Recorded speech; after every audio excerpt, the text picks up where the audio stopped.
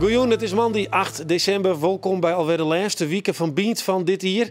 Miljoen modeontwerper Hans Noordstrand oer het nieuwe politieuniform. Hip of worden polities kuierende shitskieven? Dat is de vraag.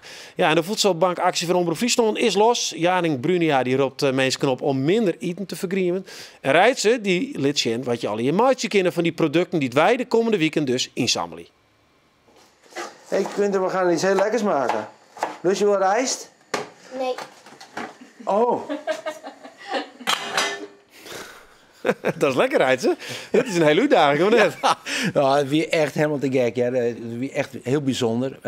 Maar ik knap, ja, die meesten. Ik heb echt petje af dat ze van... je moet een machine wat je krijgt. Wij halen je gewoon op wat we hebben willen. Maar de machine, wat nou zo'n zulke opgroeiende band heeft, lust voor iets. Nou, nee, laten we net, ja. Nou ja, het doet dan eigenlijk al opbieden. Oké, nou dat zeggen waar ze van mij. Ja, we zullen het hebben over de politieuniformen, want geen wit busgroentje meer. Maar een grote pet, maar een blauwe trui.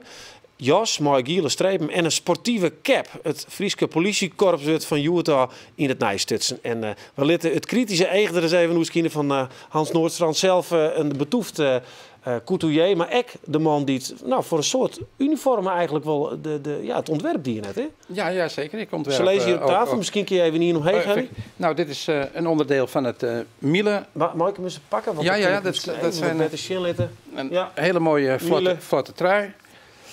En nog wat. En dit is de bedrijfskleding wat nu gedragen wordt voor Hof en Hiem. Ja. Zorgcentrum hier in Friesland ook. Maar geen politieuniformen tussen? Nee. Even nog je rond. Nee, ik heb een collectie gemaakt, een kleine collage. En dit is dus hetgeen wat men dus aan het strandhotel op een van de eilanden draagt. Het is duidelijk, jou kregen wel eens de opdracht van dit is een beroep, betekent er een uniform bij. Wat is de opdracht? Nou, laten we Miele nemen. Maar ik wil eigenlijk laten de politie even nemen. Wat zou de opdracht wezen voor de politie? De politie die moet dus nieuwe uniformen hebben. Denk er eens over na. Kom met een aantal uitgewerkte ontwerpen. En laat die binnen die tijd even aan ons zien. Ja, wat denk je ook nog voor een dadelijk hoor, had je zo'n opdracht hier? Als je zo'n opdracht... Ja? Nou, dat had ik ook wel willen hebben natuurlijk. Maar wat is dan het eerste waar je aan denkt? Dan denk je aan niks. Je laat het wat chambreren. Je gaat naar uniformen kijken weer. Van andere polities en dat soort zaken. Hoe zitten ze in de auto? Hoe lopen ze op straat? Hoe zitten ze op de fiets? Allemaal dat soort zaken. Moeten ze kunnen rennen? Of zijn ze alleen maar bezig met bonnen uitschrijven? Zullen we zien wat het worden is? Ja, want dit binnen beelden dus van onze nieuwe politie. Mensen. Nieuwe uniform is gewoon... comfortabeler en werkt lekkerder. De stof is steviger. Dit is wat qua stof als het ergens achter een hekje bloest, heeft gauw een hekkel erin of een skeur erin. Als ik dit zo veel en besjug, is dit krijgt wat steviger en beter materiaal. Ik vind het straalt wel wat uit. Het ziet wat sportiever uit en de stiert zou wel wat. Nou heren, je wie al even nog discussiëren voor de duidelijkheid. Jouw hoeden dus net dat ontwerpen, maar ik zit alleen nog meer te fantaseren hoe zit het. In een vroeg stadium heb ik wel het een en het ander gezien. Maar wat vind je ervan? Dat is wat eigenlijk... ik ervan vind? Nou, wat ik al zei, is het om op kantoor te zitten? Want je hebt heel veel politieagenten die doen het werk op kantoor.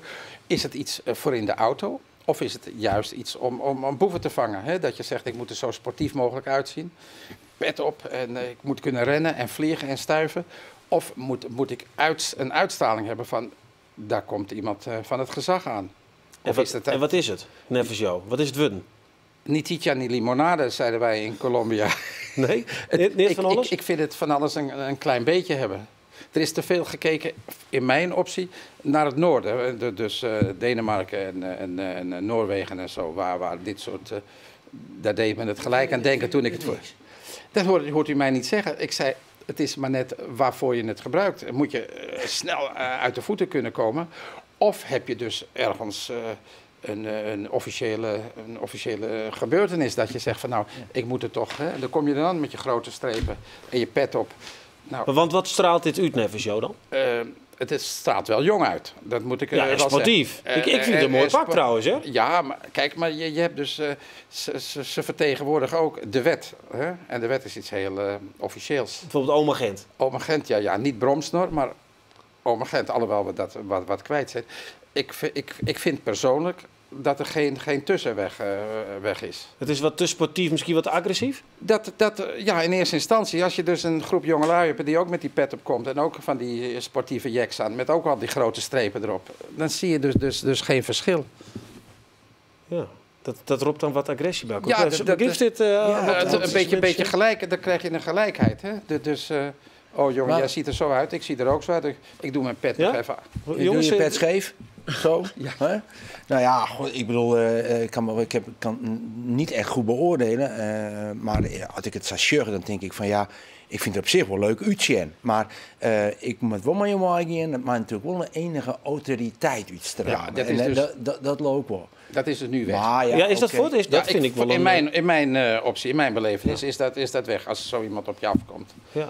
Dus je zei, aan de ene kant is het dus heel sportief. Ja. En de gezag is er net.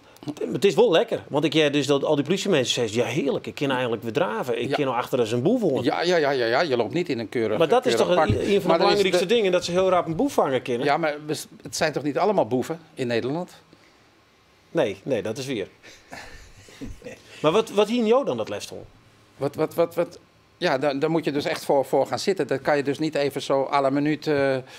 Je ziet in België en Frankrijk ook zo'n mooie... het is eigenlijk geen cap, maar zo'n ander petje. Hè? Dus, ja, dat is een soort van boordje. Is ja, dat wat de luchtmacht ook heeft. Ja? Heeft nog speciale namen. Kijk, dat vind ik dan net iets... Kijk, als je dat afwaait, nou goed. Maar dat vind ik net even wat anders, een andere uitstraling hebben dan weer een pet met een klep. Ja. Ik heb er ooit eens een keer gezegd in een interview, en er viel heel Friesland over me heen. Mijn vader komt trouwens wel van de boerderij. Een pet draag je alleen op de trekker.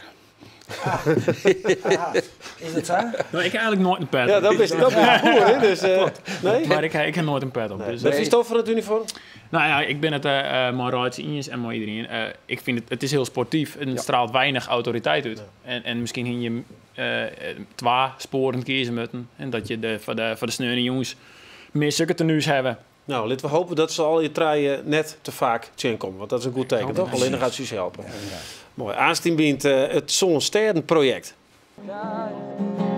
Wrocław, haardstad van de regio Neder-Silesië. En Wrocław had een aardigheidje. Overal in de stad staan kabouters. En die kabouters die hebben een link met Nederland. Spannend. Ja, de acties van de Voedselbank van Omroep Friesland die binnen Joet officieel losgong. Mensen kunnen de hele dag producten hier naar tab brengen. En als we goed roeken rijdt, dan roeken we de geur van bananen. Hè? Want er is een heel soort bananen door hier in de gang. Ja. Nou ja, ik vond het echt een... het heeft wel een heel soort indruk op me maken. Hè? Ja, want toch is het voor u dat is de opdracht, best de omgang. Ja. Maar je eten voor mensen die zo'n voedselpakket krijgen. Ja, ik heb vroeger wel mijn wedstrijd maar die en dan kreeg ik een surprise box, wist wel. En dan moest ik maar zien wat ik van mij moest. Nou, dan viel er deze keer een beetje. Maar het voelde me, de kwaliteit vond ik op zich heel goed. Dus ik vind dat ze er echt wel heel goed om denken om de kwaliteit, om houdbaarheidsdatums en dat soort dingen allemaal gezegd. Maar ja, het is als het just wat die meesten deden, die moeten voor 14 dagen met je eten ophalen. Dus wij zijn gewend om het 2 dagen te zeggen van nou, ik haal je even wat op. Maar zij krijgen een pakket en dan maak je 14 dagen maar doen. En dan wil je creatief. En ik vond het heel erg... Die banaan bijvoorbeeld nou, hè, die daar dan lezen. Ja, als je dan iets erbij hebt, ja, dan zoek ze van ja, hebben we nog wat chuderons of hebben we nog wat? Dan kijk ik nog een smoothie formatie. Maar ja, denk ik weer bij mezelf. Maar als we een blender hebben. Ja. En sagin je dus maar terug. Hè. Het is natuurlijk wel... wij zijn wend dat we dat allemaal bij ons hebben, maar petje af. Ja. Zullen we even zien hoe het dien heeft? Isabel de Winter, de Deffer heeft eten zien. Ja.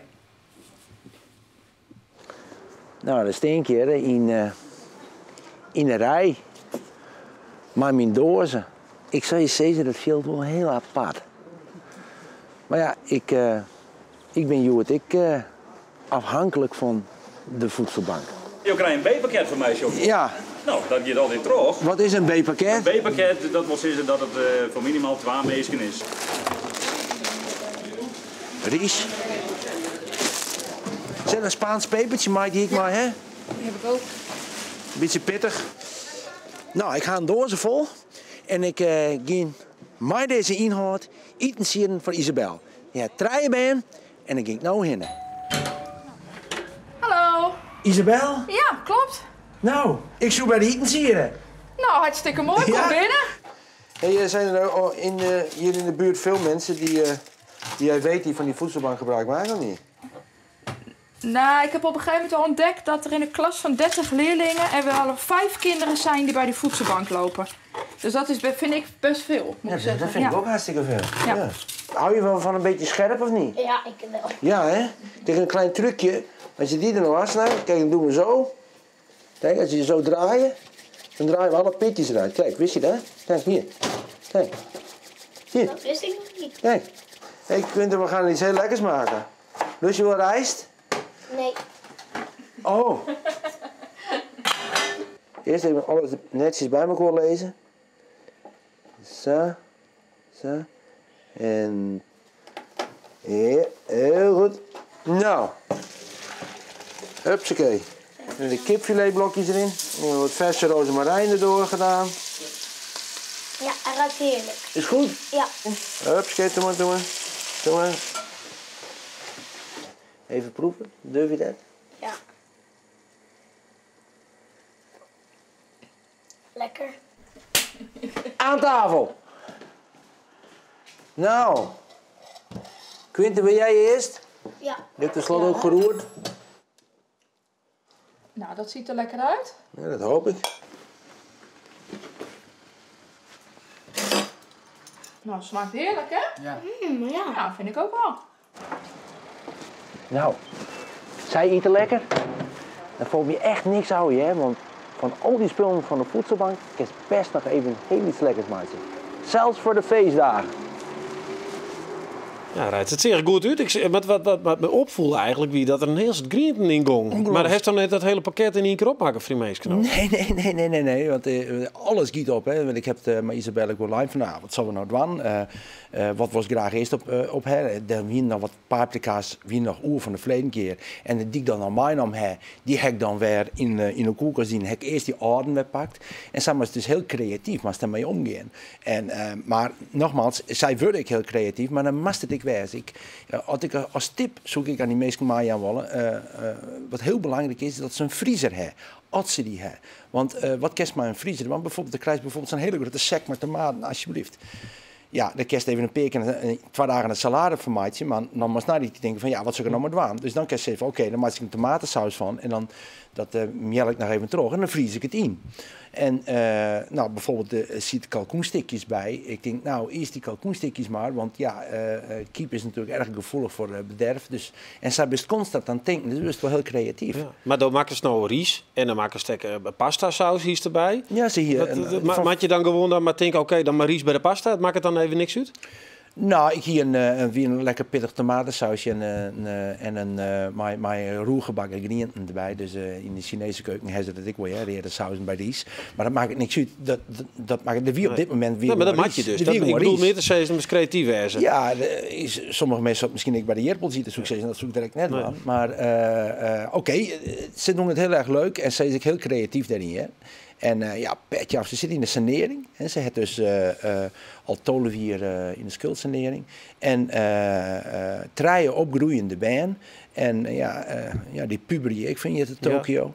En die wil lekker eten, hè? Die wil lekker eten wat ze thuis eten. En ja, oké, dat krijg je toch. Maar ja, en die ben zorgen natuurlijk op squallen. Wat ze krijg ik zei, er ben toch wel van dat er 4 ben binnen die dus derde van de voedselbank rijden. Ja. En die dag dat ik daar wie, waren er toch voor 104 meesken, 104 pakketten, zal ik zeggen, waren daar ophellen. Ja. En dus die krijg zoals ik kreeg een beetje het gevoel van, nou, het is oorlog, ik sta in de rij om mijn eten op te hellen. En dan ben we in 2014. Ja. Nou, het is een soort indruk. Het is in ieder geval duidelijk, we hebben het verdorgen de komende weekend. Oh, absoluut. En ik zou iedereen oproepen willen om mij te doen. En wat ik nog graag toch even zeggen wil, dat ik vind heel erg mooi dat er zo'n actie is. Maar dit is nou even het moment van nou. Hè? Dus ik zou ook echt zeggen van meesken, pak ik al die dagen van het jaar, denk je er echt om en door het net al in de nou. Oké, we praten aan verder over eten en vooral hoe je goed met eten omgaan moeten en het net te volle vergriemen kunnen. Nou, dat is een besluit prachtig gewoon. Ja, we zullen nou eventjes naar de culturele haardstad, want dat Ljouwert het in 2018 culturele haardstad werd. Ja, dat weet hij ook. Maar van die tijd binnen er nog zo'n steden in Europa dat. En programmamakers van Omroep Friesland en verslagjouwers van de Louter Kranten die gingen op zoek naar de verschillen en overeenkomsten tussen deze zo'n culturele haardsteden. Van Nijwieken al binnen deze verhalen te zien op televisie en in de kranten. En deze week in Biet alvast een liedje vooruitblik en Juwet het Poolse Wrocław, ik hoop dat ik het goed zeg, culturele haardstad in 2016. Imagine there's no heaven. See if you try. No hell below it. Above the sunny sky. Wrocław, haardstad van de regio Neder-Silesië. En Wrocław had een aardigheidje. Overal in de stad staan kabouters. En die kabouters die hebben een link met Nederland. Daarover straks meer. Maar vooral, kabouters hebben wat leefs, grappigs. Onschuld misschien, op het eerste gezicht. Maar elk die het wat beter naar kabouters jocht, die jocht dat ze oud binnen. Ze dragen een zware lijst uit het Verlienerwaai. En vreeg je maar dan nog gebroeders Grimm of een Roald Dahl, kabouters kunnen gemeen wezen, wreed. Wat de kabouter in hem verenigt, schuld en onschuld, hield meestens zijn bod van de stad zelfs. Breslau, zij jitte het hier onder de Tweede Wereldoorlog ta.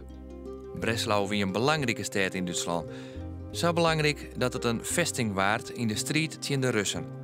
Van Breslau bleef net volle oer en doet na de oorlog Polen zijn grenzen en eind opschoten, kreeg de stad een oornamen en een volslijn nieuwe bevolking. Alle Duitsers waren de stad uitjagen om plak te maken voor de nieuwe inwoners uit het eerste. Maar daarmee werd nog net dien met alle geweld. Het nieuwe communistische regime wie er ook net vies van. Begin jaren 80. Lech Walesa en Solidariteit namen het op tegen het communistische bewoord. De havenarbeiders van Gdansk waren boegbeelden in deze vrijheidsstrijd, maar het tweede bolwerk van verzet weer Wrocław. En ja, daar voelen slachtoffers.